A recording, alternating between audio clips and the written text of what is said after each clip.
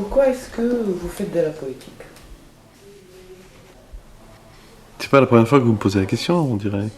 Ah bon, j'ai déjà posé cette question. Il me semble. Ah, peut-être que j'ai pas eu la réponse que je voulais alors. Faire de la politique, c'est bien sûr avoir la volonté de survivre et de laisser une trace. C'est ça. Et le pouvoir là-dedans? Le pouvoir... Le pouvoir, c'est un peu comme lorsqu'on fait l'amour. Quand on fait l'amour, on peut avoir le désir de faire un enfant et en même temps d'avoir du plaisir. Le pouvoir, c'est un peu le plaisir dans ce cycle-là. Et quel est votre plaisir dans la vie quotidienne politique? Ou non, pas peut-être. Vous savez, je pars du principe, on fait pas ça pour le plaisir. Ah. On fait ça parce qu'on le doit. De toute façon, on n'est pas sur la terre pour rigoler, vous savez.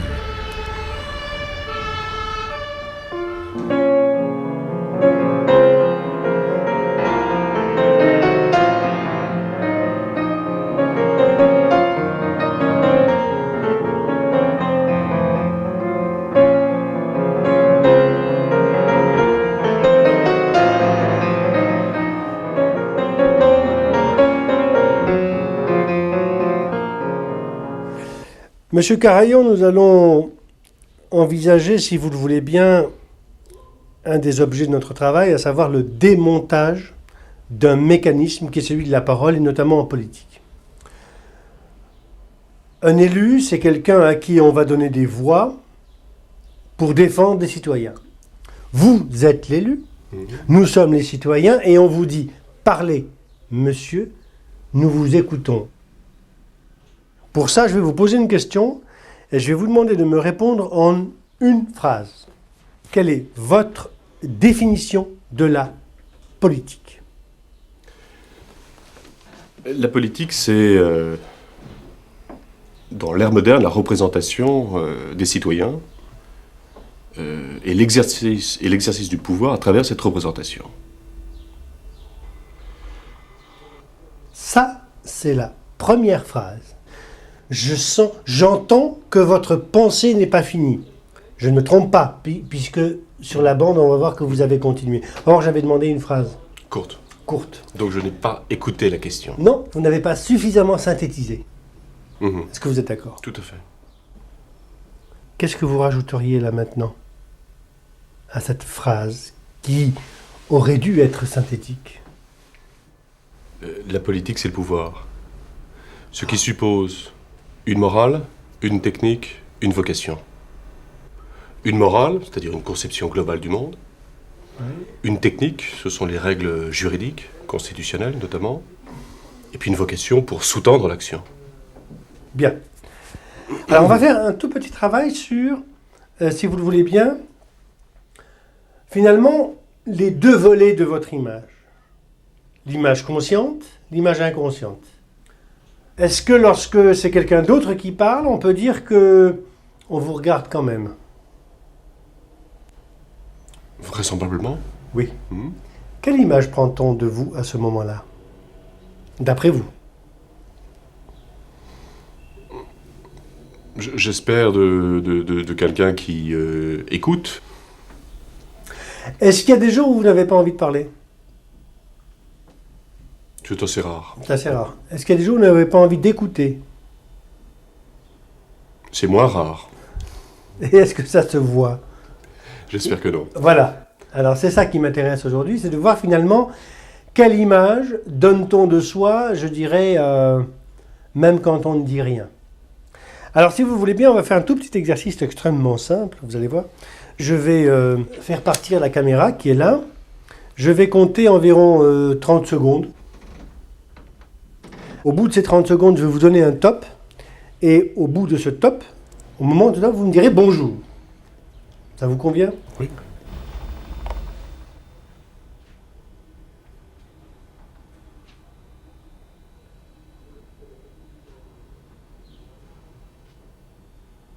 Top. Bonjour. Regardez le mécanisme que vous avez mis en route inconsciemment. À partir du moment où vous saviez que le décompte était parti, vous vous êtes mis en apnée. À partir de ce moment-là, regardez bien, je n'ai aucune respiration là. Par le nez, peut-être? Non, non, non, non. Non, je le verrai si vous respiriez. À quoi pensiez-vous à ce moment-là? L'attente.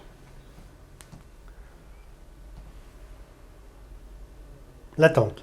L'attente des 30 secondes. On n'a pas respiré. Ça se voit? Oui, Vraiment? oui. Bon. Je parle pour moi, Oui, bien en sûr. tant que responsable de communication. Mais finalement, une des lois qu'on ne vous a pas apprises dans la, on dirait, allez, la représentation publique, c'est que lorsque quelqu'un parle, celui qui écoute respire comme lui inconsciemment. Mais quand il ne parle pas non plus, Mhm. parce que j'essaie de me mettre au diapason de quoi, sinon, de votre pensée. En clair, je conduis à l'apnée ceux qui m'écoutent ou qui me regardent. Dans cette séquence-là, oui. Mhm. On va faire un petit exercice très simple, très bête. Mhm. Très bête. Je vais vous demander d'improviser pendant 1 minute chrono sur un objet que je vais vous donner. Ça vous dérange pas? Non? Ça vous dérange pas du tout? Non? Bon. Voilà une montre assez classique, de forme et de couleur, au bord doré, aux aiguilles minces. Je ne suis pas sûr que le bracelet soit en cuir de Mazamet, mais cette montre est une... Bon, non, là, c'est pas bon, on recommence. C'est chier. Voilà le problème de l'improvisation. C'est que vous n'étiez pas disponible. Et je vous ai piégé. Ah non, on recommence parce que là, c'est plus essentiel. Je vous ai piégé. On recommence, on recommence. Si, on va recommencer. On va recommencer. Bien sûr qu'on va recommencer. Mais c'était le but du jeu. C'est-à-dire de vous montrer que tant que l'imaginaire n'est pas ouvert, vous ne trouverez pas. Vous ne trouverez pas de quoi alimenter un discours. Est-ce qu'on est d'accord sur ça? D'accord. D'accord. Alors donc, je vais vous demander, monsieur, de me parler pendant 1 minute sur cet objet. Quand vous voulez. Bien, voilà un briquet de couleur blanche. Briquet, somme toute, classique, que l'on doit pouvoir acheter dans des tabacs. Non, on ne doit pas pouvoir l'acheter, ce briquet, puisque c'est un briquet publicitaire. Briquet qui doit être donné par une société financière, qui est un briquet, disons, de taille moyenne. Il y a en effet de plus petits briquets. Plus petits. Celui-là est de taille moyenne. Et c'est dans cela qu'il a sans doute une réserve tout à fait convenable, notamment pour les fumeurs de pipe. Mais je le répète, c'est un briquet publicitaire qu'on ne peut pas acheter.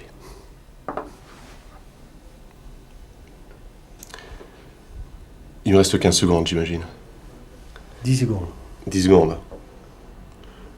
C'est un briquet qui vous appartient. Je ne suis pas certain que vous y soyez très attaché, parce que c'est un briquet finalement assez banal.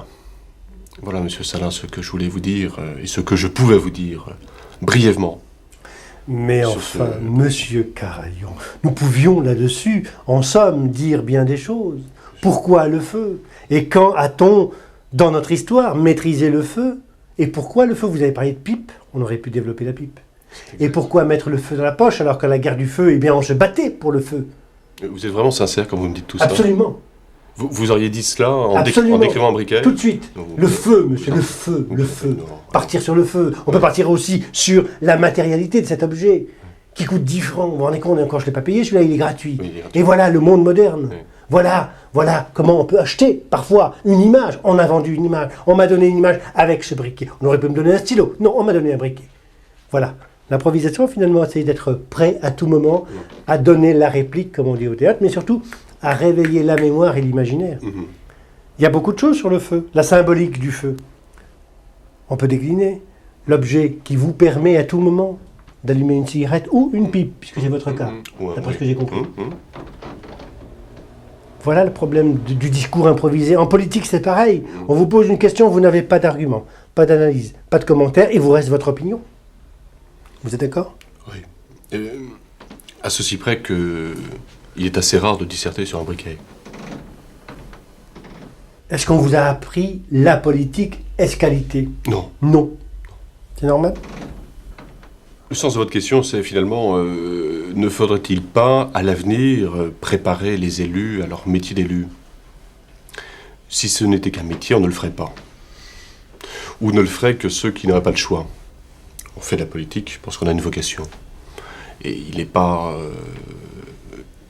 forcément utile d'acquérir une vraie formation pour exprimer une vocation.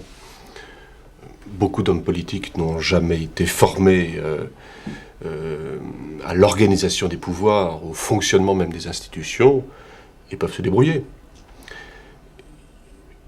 Ils ne sont pas forcément efficaces, mais on n'attend pas toujours de l'élu l'efficacité. On attend de lui également l'expression d'une passion, l'expression d'un besoin, la réponse à une souffrance, et tout cela ne s'apprend pas à travers des techniques. À quoi ça sert de parler en politique? En une phrase. Parler, ça sert à convaincre. Convaincre qui de quoi? Ah, vous voulez le complément d'objet direct? Ah bah oui, j'aimerais bien, parce que là, je suis un petit peu sur ma faim, là. Je suis d'accord, mais... La politique, ça sert à convaincre les citoyens de l'utilité qu'ils aient des élus. Parler en politique, je dis. Ah, pardon. Parler en politique, attention. La parole en politique, c'est la conclusion. La parole en politique, parler en politique... Parler ça, en politique, ça sert à convaincre les citoyens. Quand on dit une force de conviction, c'est une force d'entraînement. Une force d'entraînement. elle peut être dans la parole. Ah oui, D'accord. ah oui. Bien, regardez comment évolue un discours. On part piano, on développe les arguments au milieu, et puis à la fin, on s'emballe, on exprime des valeurs, des sentiments, on se détache de ses papiers, on s'agite, on est soi-même.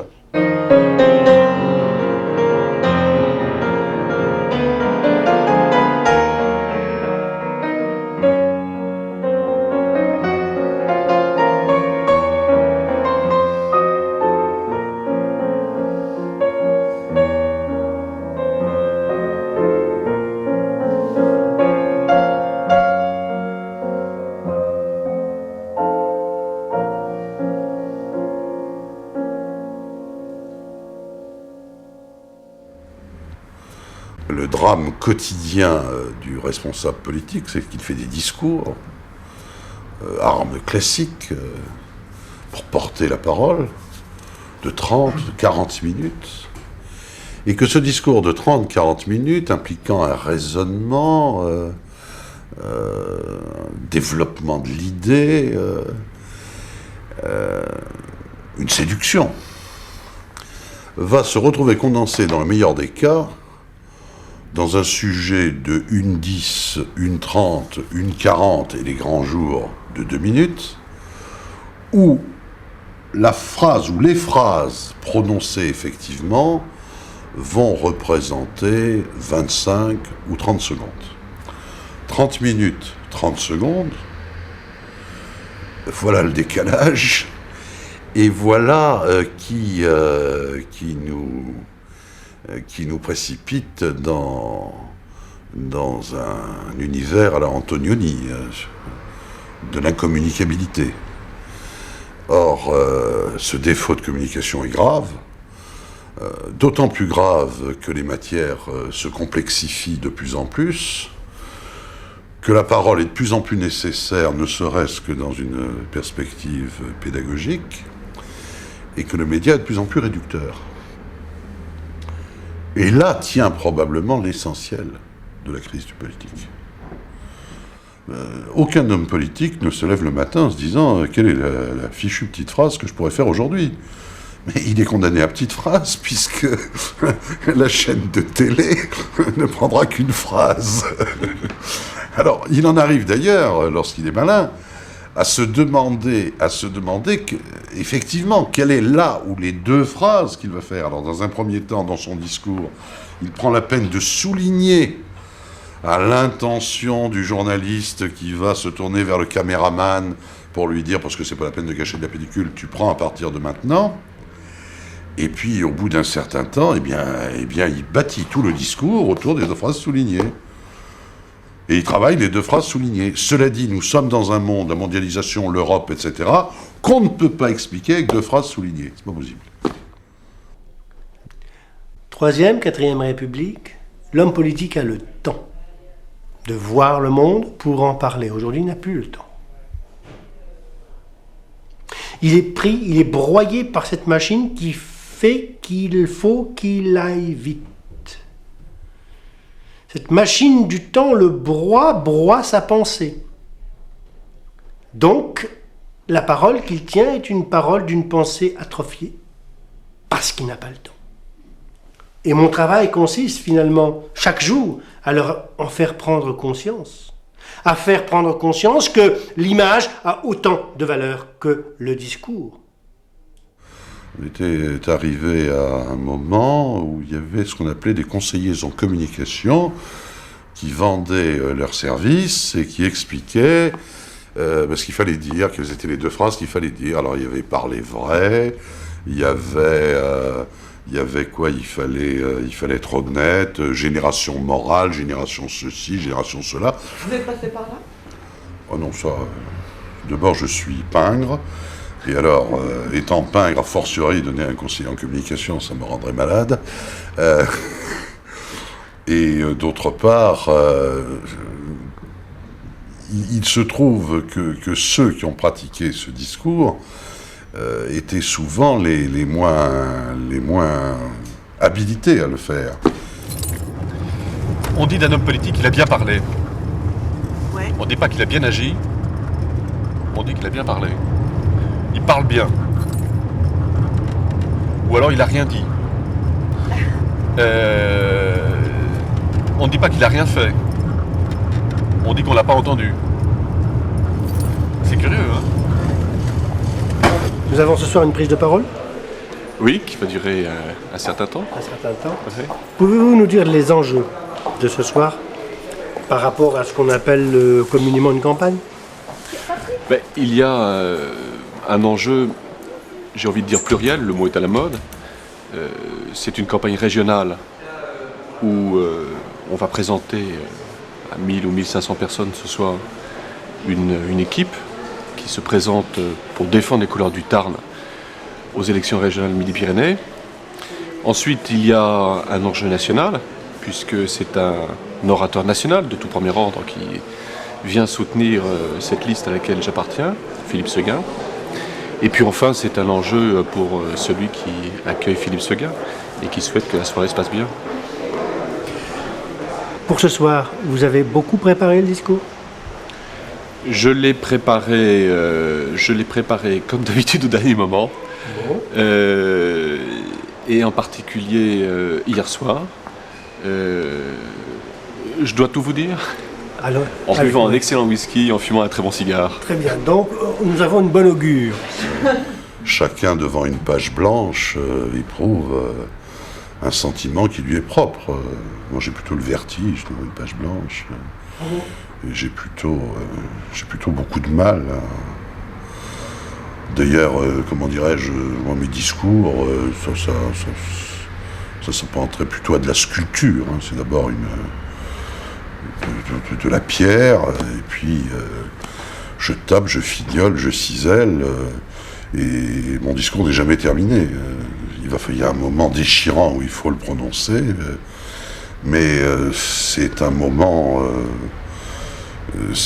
qui aurait dû n'être qu'un moment de transition, parce qu'il y avait encore des choses à faire.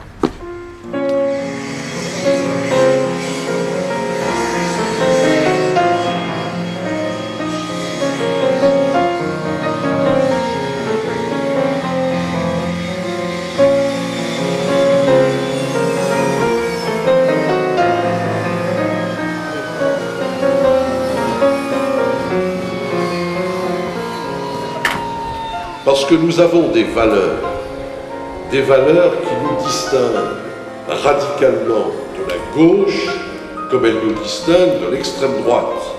Des valeurs que nous avons probablement trop longtemps délaissées et qu'il nous faut maintenant réaffirmer les uns et les autres avec vigueur. Et trop longtemps, sans doute, nous avons mis notre drapeau dans notre poche. Et bien maintenant, il va falloir sortir notre drapeau de notre poche. Il va falloir dire haut et fort, je le répète, ce en quoi nous croyons et ce que sont nos convictions. Il va falloir le dire sans faiblesse ni complexe. Il ne faut plus en avoir honte. Il est temps de réaffirmer nos valeurs, il est temps d'en refaire la base de notre action, de dire et de redire que nous croyons à la nation, que nous croyons à la liberté, que nous croyons au travail, que nous croyons à la solidarité, que nous croyons à l'autorité de l'État, que nous croyons à la responsabilité, que nous croyons à la famille, que nous croyons à l'égalité des chances. C'était une série de 95 discours, oui, c'est une tournée, parce que j'en ai fait 95, oui. 95 en, je sais pas, un mois et demi, oui. 3 ou 4 par jour, en changeant de région à chaque discours. Bon, on est rodé, c'est-à-dire qu'il y a une partie spécifique à l'endroit où on se trouve, et puis ensuite, bon, il y a un fond commun, et en fonction de l'analyse sociologique, on choisit plutôt telle ou telle chose. Par exemple, une phrase comme « il faut sortir les drapeaux de notre poche ». Celle-là, elle la sort, oui, on la sort à peu près partout, mais enfin, il y a des endroits où il faut prendre bien en tête le Front National, il y a des endroits où il faut le prendre de manière plus subtile, enfin, où il faut prendre ceux qui pourraient être tentés par un vote Front National de manière plus subtile. Ça dépend. Non, il faut s'adapter à son public. La difficulté à faire dérouler le fil de sa pensée. Car qu'est-ce que c'est qu'une parole? Qu'est-ce que c'est qu'un discours? C'est une pensée qui se déroule et une parole qui l'exprime. Pourquoi ce Jean-Marie Le Pen a-t-il tant de pourcentage? C'est parce que sa pensée, à lui, elle passe. Il prend des mots simples, des phrases courtes, apanage de l'orateur, qui répond aux 4 règles essentielles d'un bon discours, clair, court, cohérent, concis. Eh oui. Que disait Jouvet, merveilleux pédagogue au conservatoire? Il disait, nous, les acteurs, on vit dans les fringues des autres. Et voilà le merveilleux métier de la politique qu'on a oublié. Car c'est pour les autres que nous travaillons, a priori en politique.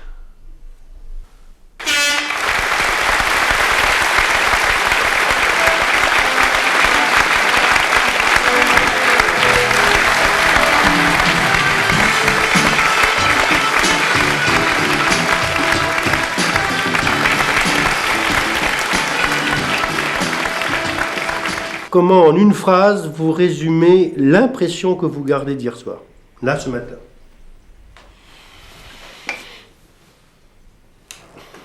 Une impression mitigée. Une impression mitigée, c'est-à-dire une certaine joie à la fin du discours et une certaine insatisfaction du début de celui-ci. Lié à un sentiment de mal-être qui vient de manière récurrente dans les grandes manifestations publiques et qui ne se dissipe qu'après une certaine assimilation de la salle. Ouais, la difficulté, c'est de se soumettre autant à l'avis de la salle, au sentiment, à la réaction de la salle, qu'à l'œil objectif que constitue l'examen par Philippe Séguin. La prestation est double, si je puis dire. Il y a la prestation subjective pour la salle et la prestation objective. Et pour Philippe Séguin, qui aura l'occasion d'entendre dans 10, 200, 400 salles différentes ses amis politiques s'exprimer, il est important d'avoir une bonne prestation, mais son objectivité est forcément une objectivité cruelle, parce qu'on est un parmi des centaines d'autres. Je crois qu'il y a une citation qu'il a bien aimée. Il me l'a dit en voiture. La droite ne doit pas être celle des spéculateurs, des puritains ou des fachos. C'était ma récompense.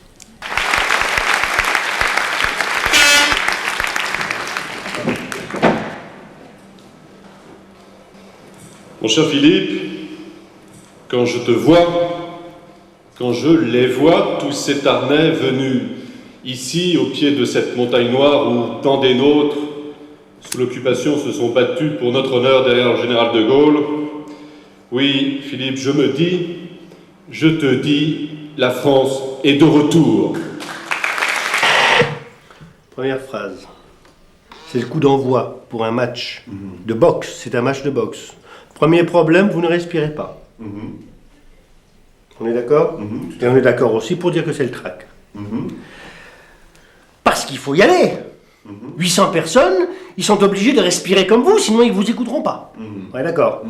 Et il a fallu attendre, on va le voir très clairement à l'image, il va falloir attendre une petite panne du discours que nous allons voir. Vous allez tomber en panne, il va y avoir un accident, et après, ça va redémarrer parce qu'on va être enfin en phase avec les 800 personnes qui sont là. Hein? Donc, première minute, je dirais que c'est tout à fait normal. Patriotes, nous le sommes, et sans complexe. Et même si nous avons au cœur une Occitanie qui n'est ni une chimère, ni une nostalgie, mais une douce raison de vivre et d'aimer, nous sommes d'abord des Français fiers de leur patrie. Et ce soir, ils accueillent l'homme de caractère, celui qui fait front chaque fois que la souveraineté de la France est en jeu. Ce soir, Philippe, je t'adresse l'hommage des Tarnais, de ces Tarnais qui ne plient pas, de ces Tarnais qui ne se soumettent pas à des valeurs qui ne sont pas les leurs, de ces Tarnais qui rêvent à nouveau d'une belle victoire. On pense à quoi? On pense à se demander si les gens écoutent, ou bien on pense à se dire vivement la fin?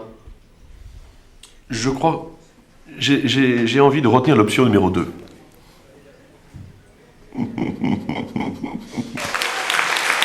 Eh bien moi, je vais vous poser une question simple. Ils ont l'État, ils ont le Conseil général, ils ont les syndicats, ils ont la rue, ils pèsent même sur l'information. Voulez-vous en plus leur laisser accaparer la région Midi-Pyrénées? Non! Sous-entendu, allez! C'est ça que j'attendais. Allez-y! Bah oui. Là, Ça veut dire, nous vous écoutons. Et donc, je redeviens gourmand. La tentation est naturelle. On a besoin de ce petit réconfort, Absolument. de ce petit cadeau de la salle.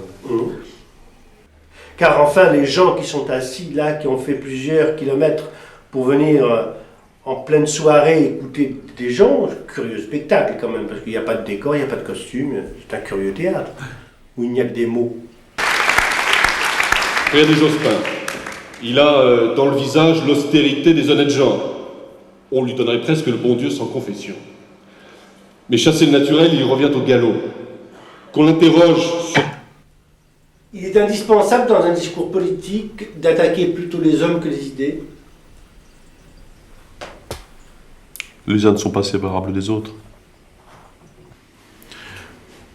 Il ne faut pas attaquer exclusivement les hommes, je dirais, pour le plaisir de les attaquer. Mais c'est leur psychologie qui façonne leur idéologie. C'est pas l'inverse. C'est pas l'inverse. Vous voulez me culpabiliser en... Pas du tout.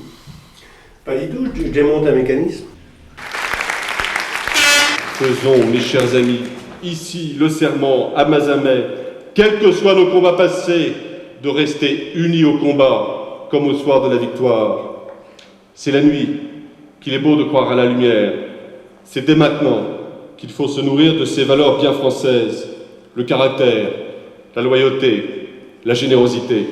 Mes chers amis, oui, j'ai la conviction, j'ai le sentiment qu'à ce prix, avec vous, la France sera de retour.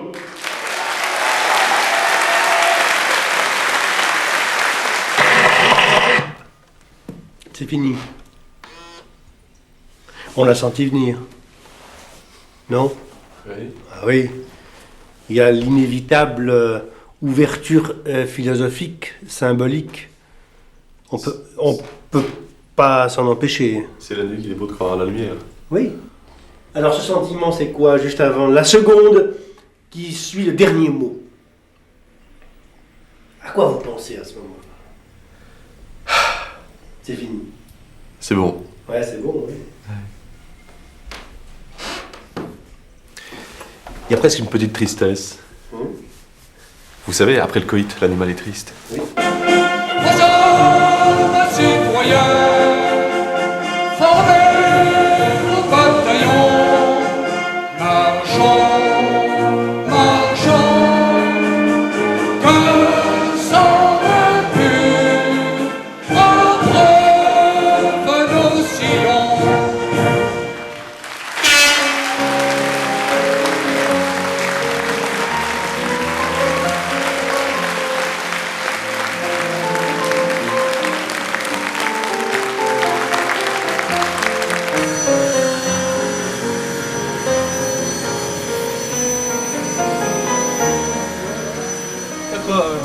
Monsieur Carayon, là, Oui. juste avant de sortir, Oui. une phrase sur le discours. C'était comment?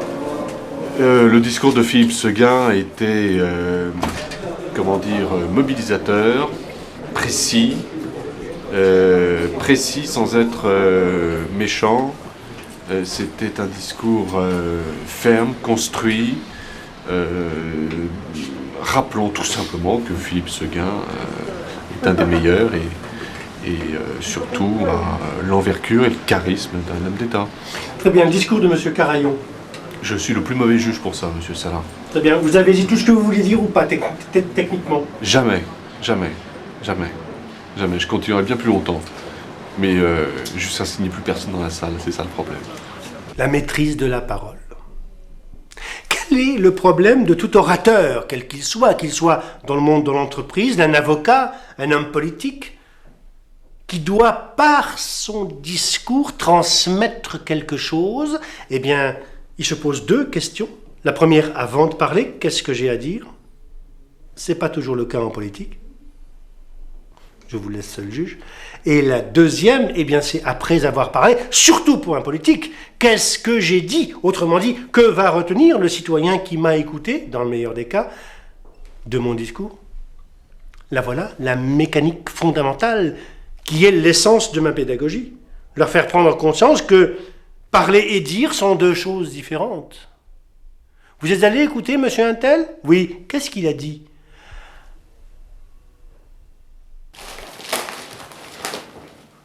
Le titre, c'est Carayon, le retour. Alors, Carayon, le retour, ça évoque quoi? Ça évoque le retour du survivant, ça évoque... ça évoque, oui, c'est ça, le côté guerrier, le film, etc. Carayon 2, quoi. Bon.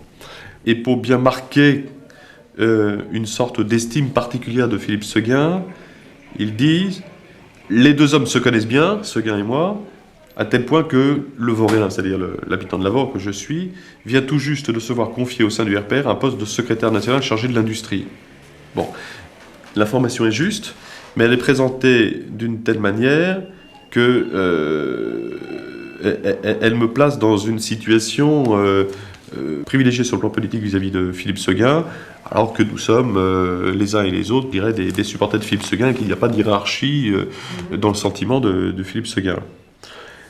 Les petites phrases qui sont extraites de mon discours sont évidemment les plus polémiques, sur les écologistes, sur le Parti communiste. Mais le discours n'est pas en lui-même qualifié. C'est-à-dire, on ne dit pas un discours qui a été applaudi ou qui n'a pas été applaudi, un discours qui a été long ou qui n'a pas été long. Et il n'y a pas de qualificatif sur le discours, alors qu'il n'était pas complètement banal, pas aussi banal que semble le dire ce journal. Ce n'est pas encore un article méchant, mais c'est un article qui manifeste une certaine perversité. Ah, il y a des tabous. Il y a des tabous. Et le tabou médiatique n'est pas le moindre. attaquer, enfin il est quand même assez extraordinaire, dans le débat d'idées, enfin ce qui en tient lieu, je dirais très volontiers que certains journalistes, certains éditorialistes tiennent une place au moins aussi importante que les politiques. Or, on n'a pas le droit de dire qu'ils disent des bêtises. Parce que si vous dites, vous attaquez la profession, donc, on forme le carré en face, ça ne se fait pas. Alors, il y a des jours, rage de lire ou de voir certaines choses, on serait tenté de le dire publiquement, ça ne se fait pas. Ça ne se fait pas. Souvenez-vous du prince de Machiavel. Que dit Machiavel? Il dit au prince, l'homme politique aujourd'hui, tout ce qu'il doit faire pour être un bon prince. Reconnu, respecté, vénéré par les autres princes. Point à la ligne. Il ajoute, peu il faut que tu aies toutes les qualités dessus nommées, virgule. Mais bien il faut que tu paraisses les avoir. Machiavel, le prince, c'était pas hier. C'était bien avant la radio et la télévision. Avait-il tort? L'opinion publique, c'est ça, là. C'est tant de personnes interrogées, tant oui, tant non, tant je sais pas. Voilà.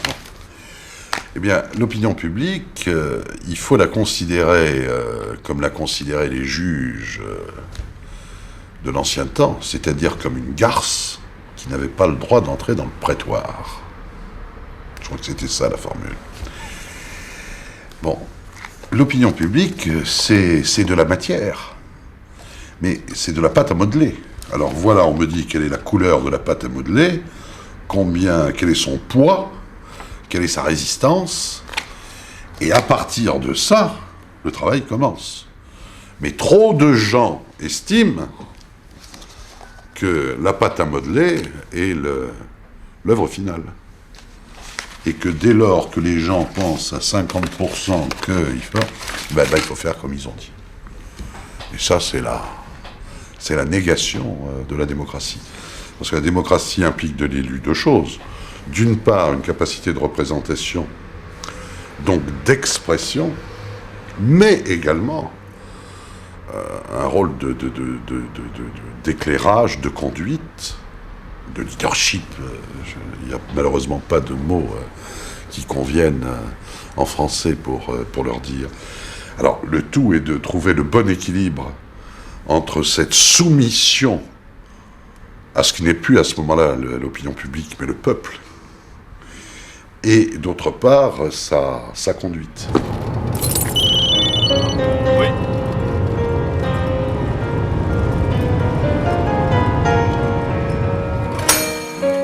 Voulez-vous voter? À voter. Monsieur Durand-Edouard. Votez, monsieur Durand.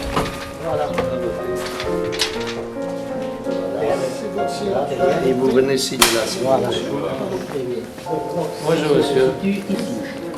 436. Voilà. Je vais voter. À voter. Signature, madame. Allons-y. Allez.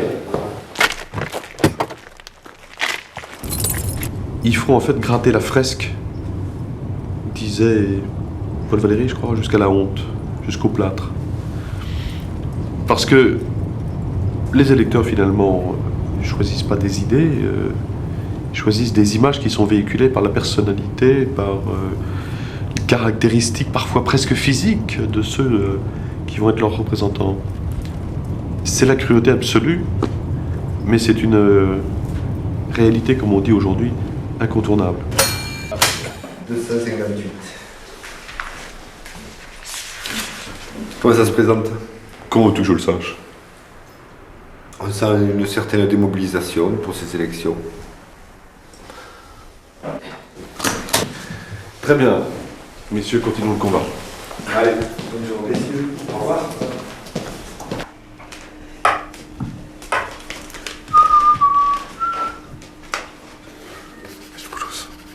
Oui, les voix sont pas très éparpillées, hein. Je suis étonnée, là. C'est très concentré, hein. Oui. Oui. Oui, Alain. Tu as des éléments? Ah bon. Moi, j'en ai sur les 100 premiers bulletins sur 2 bureaux. Ouais. Attends, allô? Notre liste Michel fait dans un cas 42% et l'autre 37. Oui. Et les je socialistes t'écoute. 37 et 30. D'accord, merci D'accord, Michel, attendez, tu à tout à rappelles, l'heure. hein? Oui, Merci. tout à fait. Merci. 16 pour le FN. Oui, 18 alors pour nous. attends, le front faisait 12,5 là. C'est presque jeu égal. C'est presque jeu égal.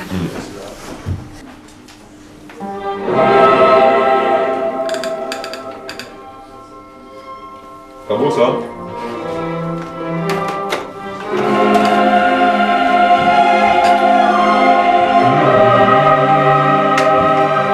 Salut, Alex.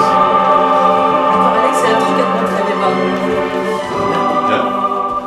C'est serré, là.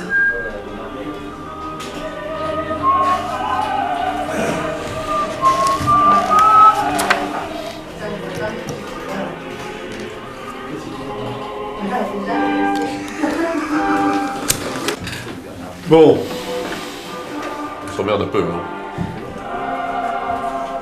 Nous sommes en ce moment, à l'heure où nous parlons, en train de dépouiller le scrutin. Ouais. Pouvez-vous nous dire pourquoi on appelle ça un dépouillement?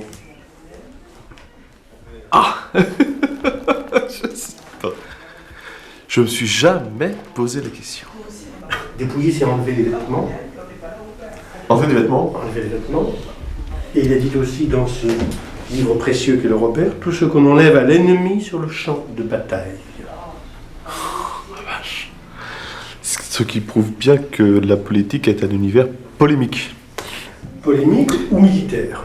Marx, dans sa thèse de Privatdocent, sur la comparaison des philosophies de Démocrite et d'Épicure, place en exergue une phrase du Prométhée d'Échille. Polémos est père de tous les êtres. On peut la répéter, peut-être rapide. Polémos est père de tous les êtres. Quel est le sentiment de quelqu'un qui attend un résultat au moment du dépouillement? C'est-à-dire en ce moment. À la différence du général, il n'a pas toute son armée autour de lui. Ce qui est intéressant, c'est que lorsque un élu attend le résultat, ce qui est le cas depuis 10 minutes maintenant, il ne parle plus. Il a parlé et il attend. C'est pas lui qui parle maintenant. C'est les voix. Ce sont les voix.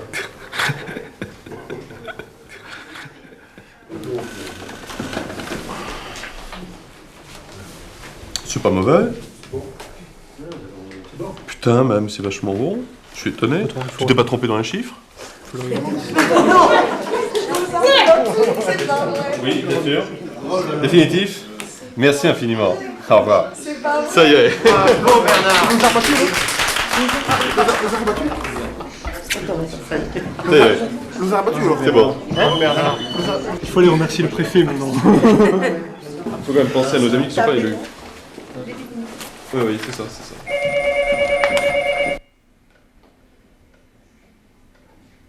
Monsieur Carayon, je voudrais commencer ce matin par peut-être comparer le silence que nous avons dans ce bureau avec tout ce que nous avons vécu hier soir. Et la première chose, c'est que finalement, toutes les paroles qui ont été prononcées hier, disons avant le dépouillement, après le dépouillement et enfin, vers le milieu de la soirée, après le résultat définitif, quel est votre sentiment sur ce silence de ce matin?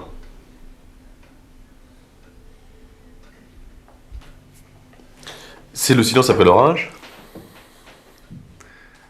C'est le silence après l'orage.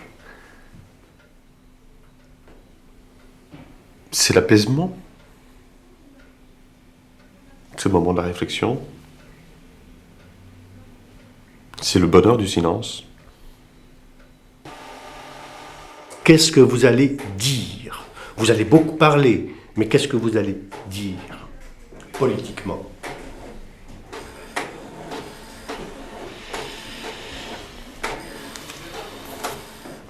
Moi, vous savez, je serai le petit nouveau dans l'institution régionale. Donc je vais surtout écouter. C'est tout. Sage. Moi, je ne parle que lorsque je maîtrise mon territoire. Et lorsque je sais qui j'ai autour de moi. Une fois que la reconnaissance est faite, ça peut être rapide. Alors ensuite, je prends position.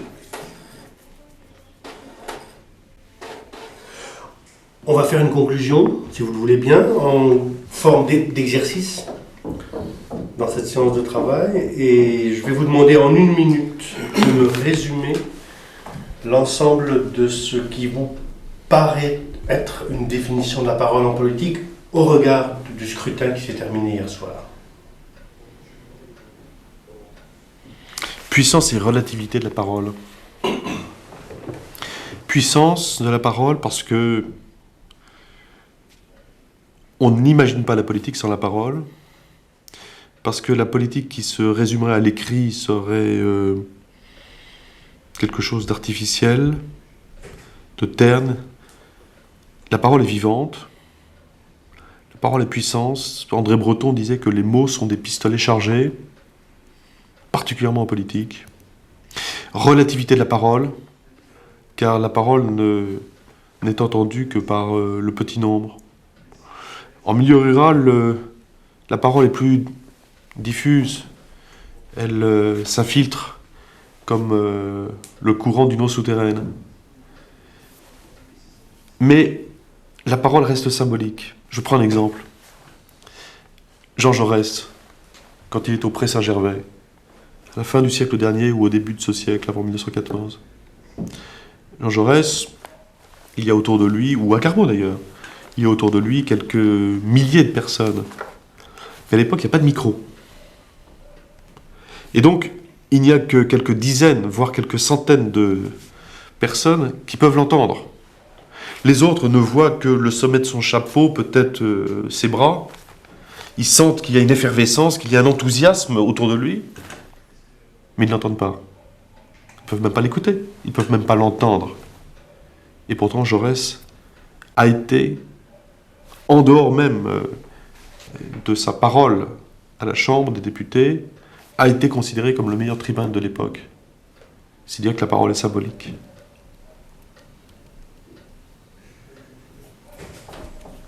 Je vous remercie. Merci.